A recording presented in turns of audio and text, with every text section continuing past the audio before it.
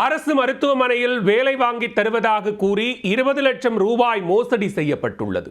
அரசு அதிகாரிகள் போல நேர்முகத் தேர்வு நடத்தி பணம் வசூலித்தவர்கள் சிக்குவார்களா? அரசு வேலை ஆசை காட்டி மோசடி அரங்கேற்றப்பட்டது எப்படி? அரக்கோணத்தை அடுத்த பரவத்தூர் கிராமத்தைச் சேர்ந்தவர் 38 வயதான பிரகாசம்.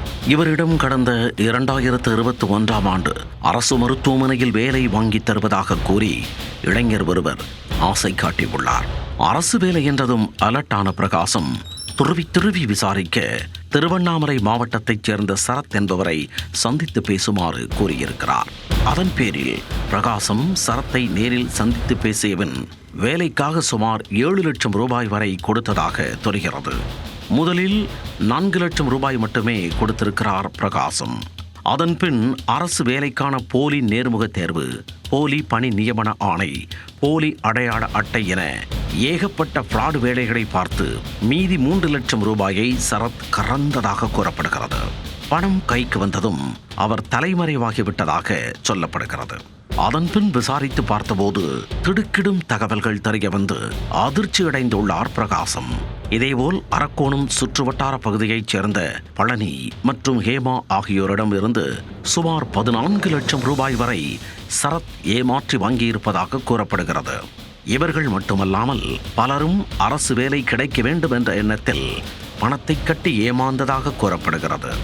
இந்த மோசடிக்கு சரத்தின் மனைவி மற்றும் உறவினர் குணா ஆகியோர் உடந்தையாக இருந்துள்ளனர் என்றும் குற்றம் சாட்டுகின்றனர் பாதிக்கப்பட்டவர்கள்.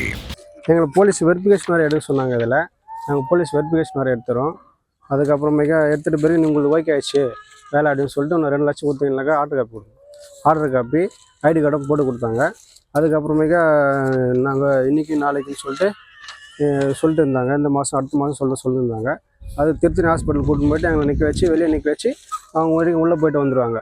என்ன பேசுகிறாங்க தெரியாது. அதுக்கப்புறமேக்கா வேலையெல்லாம் தெரிஞ்ச பிறகு நாங்கள் கன்ஃபார்மாக இப்போ கேட்ட பிறகு ஹாஸ்பிட்டலில் இதெல்லாம் ஷேக்கு போலியானது இது உங்களுக்கு யார் சொன்னது அப்படின்னு சொன்னால் இது மாதிரி டிஎம்ஸ்லாம் வேலை செய்யணும்னு சொன்னாங்க அப்படின்னு சொன்ன பிறகு இல்லைன்னு சொன்ன பிறகு அதுக்கப்புறம் நாங்கள் போய்ட்டு சண்டை போட்ட பிறகு அவங்க ஒய்ஃபு சராத்து பிரியங்கா அவங்க மச்சான் எல்லாருமே ஓடி போயிட்டாங்க.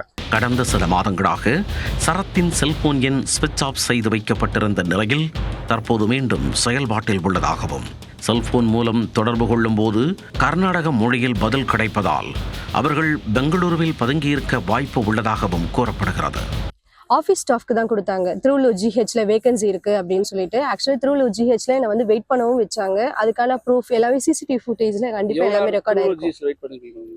நாங்கள் மார்னிங்லேருந்து ஆஃப்டர்நூன் வரைக்கும் வெயிட் பண்ணியிருக்கேன். அதுக்கப்புறம் வந்து அவர் வந்து போயிட்டாங்க அப்படின்னு சொல்லிட்டு அமுச்சு வச்சுட்டாரு. பட் ஆனால் என்கிட்ட வந்து பக்காவான ப்ரூஃப் எல்லாமே காமிச்சாங்க. ஆனால் எல்லாமே பக்காவாக ரெடி பண்ணி எல்லாமே கொடுத்தாரு. இந்த ஆர்டர் காப்பி வச்சு நீங்கள் டியூட்டியில் ஜாயின் பண்ண ட்ரை பண்ணீங்க? நான் அதுக்கப்புறம் தான் ஃபேக்குன்னு சொல்லிட்டு அதுக்கப்புறம் கொஞ்ச நாள் டேட்க்கு அப்புறம் தான் தெரிய ஆரம்பிச்சது. நான் அதுக்கப்புறமா போய் விசாரிச்சப்ப அங்கே வந்து அது மாதிரி ஒரு வேகன்சியும் இல்லை, அது மாதிரி சேரும் இல்லை அப்படின்னு சொல்லிட்டு அதுக்கப்புறம் தான் தெரிய ஆரம்பிச்சது. உடனடியாக மோசடி நபர்களை கைது செய்து தாங்கள் ஏமாந்த பணத்தை மீட்டு தர வேண்டும் என ராணிப்பேட்டை மாவட்ட காவல் கண்காணிப்பாளர் அலுவலகத்தில் பாதிக்கப்பட்டவர்கள் புகார் மனு அளித்துள்ளனர்.